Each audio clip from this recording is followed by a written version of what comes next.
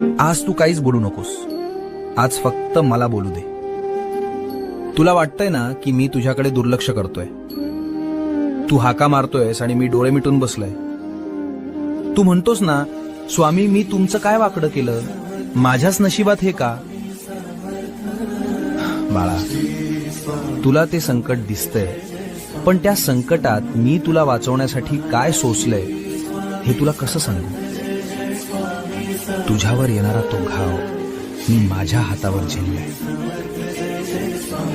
तुझा माझ्यावरचा राग सुद्धा मला गोड वाटतो रे, कारण त्या रागाच्या मागे तुझं माझ्यावरचं प्रेम दडलंय. हे बघ, जगाला वाटत असेल की तू हरलायस, पण जोवर माझी नजर तुझ्यावर आहे तोवर तुला हरवण्याची ताकद काळामध्ये सुद्धा नाही.